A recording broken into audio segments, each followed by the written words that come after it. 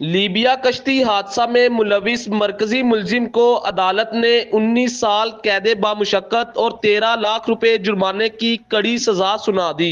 ये land route के जरिए आसानी स्मगलिंग करता था। एजेंट भी बड़े शातिर होते हैं जी, रूह पोछ हो जाते हैं।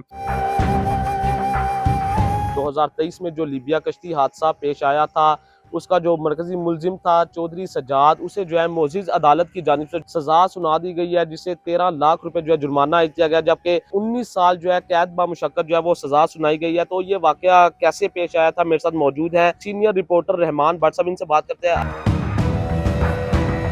ये वाकया 2023 में पेश आया था। लीबिया कश्ती हादसा मदई है महमूद अहमद, उसके दो बेटों को जो है ना इटली भिजवाने के लिए फी का 43,30,000 रुपए में डील की थी। एक का नाम अली रजा था और दूसरे का नाम हसन रजा था। ये दोनों बेटों को यहाँ से पाकिस्तान से बायर जो है वो लीबिया लेकर गया और लीबिया से गैर कानूनी तौर पर इसने कश्ती के जरिए समंदर के रास्ते जो है वो इटली भिजवाने की कोशिश की। जैसे ही शिप जो है वो, आपको पता है कि वो बड़े खतरनाक शिप होते हैं, बोट स्पीड उसे कहा जाता है। अगर कोई चला गया, नहीं तो वो समंदर की लहरों की जो है ना वो नजर हो जाती है। सैकड़ों दर्जनों के हिसाब से लोगों को वो तंग बोट में बैठाकर जब इटली के लिए रवाना किया, तो कश्ती इटली पहुंचने से कबल ही जो है वो हादसे का शिकार हो गई, जिससे इसके दोनों बेटे जो है वो जाँ बाहक हो गए। जाँ बाहक होने वालों का जो वालिद है, इसे बजरिया सोशल मीडिया पता चला कि एक कश्ती जो है वो इटली जाते हुए हादसे का शिकार हो गई है, जिसमें जो है इसके दोनों बेटे भी जो है वो जाँ बाहक हो गए। तो जिस पर इसने एफआईए गुजरांवाला में शिकायत दर्ज की, जिस पर एफआईए गुजरांवाला ने फौरी तौर पर जो है वो मुकदमा दर्ज किया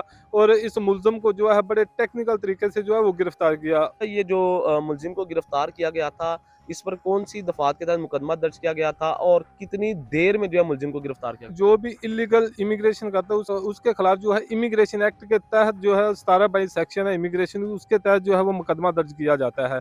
तो इस मुल्जिम के खिलाफ भी जो है इमिग्रेशन एक्ट के तहत 17/22 जो दफात है और 6 पैजमा है, उसके तहत जो है वो मुकदमा दर्ज किया गया। तो मुल्जिम को जब पता चला, ये एजेंट भी बड़े शातिर होते हैं, जब ये चूंकि राब्ते में होते हैं, जब इनकी वो गेम जारी होती है, लोग जा रहे होते हैं, तो ये लम्हा ब लम्हा जो लीबिया में इनके लोग बैठे होते हैं, इनके साथी एजेंट बैठे होते हैं, ये अपनी गैंग्स के साथ राब्ते में होते हैं कि जो नौजवान है कब इन्होंने कश्ती में बैठना है, कब पहुंचना है। तो जब इनको पता चल जाता है ना कि यार कश्ती हादसे का शिकार हो गया, तो ये साथ ही रूह पोछ हो जाते हैं। गवर्नमेंट अदारों को या हमारी हुकूमत को तो चंद दिन बाद पता चलता है ना, जब इसे पता चला कि कश्ती हादसे का शिकार हो गया, ये साथ ही रूह पोछ हो गया था।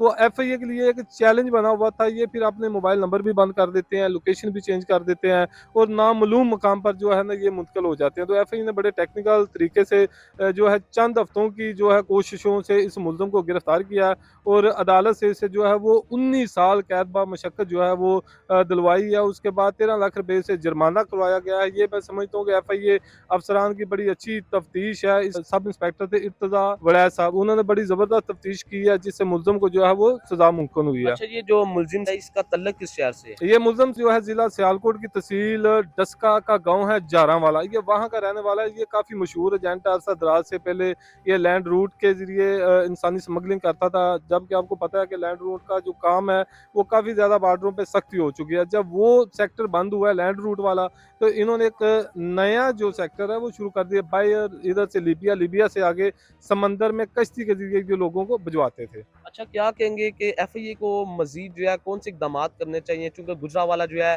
ये इंसानी स्मगलिंग का जो है हब भी है, और क्या समझते हैं कि क्या होना चाहिए जिससे जो है ये इंसानी स्मगलिंग जो है वो रोकी जा सके? जी देखिए, इसमें कोई शक नहीं, एफआईए गुजरांवाला जो है डिवीजन, ये इंसानी स्मगलिंग का हब है। यहाँ पर आप देखिए 2018 से कबल सिर्फ गुजरांवाला सर्कल गुजर, जहाँ पे ये चांदा किला जलील टोल में जो ऑफिस है, ये 6 अजला को डील करता था।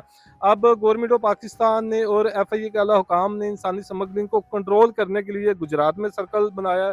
उसके बाद सियालकोट में सर्कल बन चुका है इंसानी स्मगलिंग की रोकथाम के लिए। इसके साथ साथ चंद महीनों तक जो है मंडी बहावलदीन में भी इंसानी स्मगलिंग के सदेभाव के लिए एक सर्कल जो है वो ऑपरेशनल हो जाएगा, जिससे ये ज़ाहिर होता है कि गवर्नमेंट ऑफ पाकिस्तान और इस एफआईए के आला हुकाम की तरजीहात में शामिल है इंसानी स्मगलिंग को कंट्रोल करना।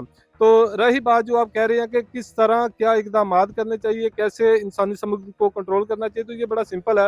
एफआईए ने तो ये आपको भी पता है कि सबसे पहले जो ज़मीनी रास्ते थे, जिससे सबसे पहले लैंड रूट का काम होता था, एफआईए ने वो कंट्रोल किया। अब बॉर्डरों के जरिए इंसानी स्मगलिंग नामुमकिन है। उसके बाद एजेंटों ने एक नया जो है वो रूट अपना लिया था, यहाँ से लीगल वीज़े पर लोगों को विजिट वीज़े पर या बिज़नेस वीज़े पर, मतलब मुख्तलिफ कैटेगरी के वीज़ों पर लोगों को मुख्तलिफ ममालिक में ले जाया जाता था। जैसे मोरितानिया है, सेनेगल है, लीबिया है, वहाँ पर ले जाकर लीगल डॉक्यूमेंट्स के ज़रिए जो है ना वहाँ पे ले जाते थे। वहाँ से इल्लीगल तरीके से समंदर के रास्ते कश्ती के ज़रिए लोगों को यूनान, इटली, स्पेन वगैरह जो है वो भिजवाया जाता था। जब ये हादसा रूनुमा हुए कि बड़ी तादाद में पाकिस्तानी यहाँ से लीबिया जा रहे हैं और लीबिया से कश्ती के ज़रिए जो है वो इटली और स्पेन की कोशिश करते हैं और जिससे ये हादसे पेश आ जाते हैं।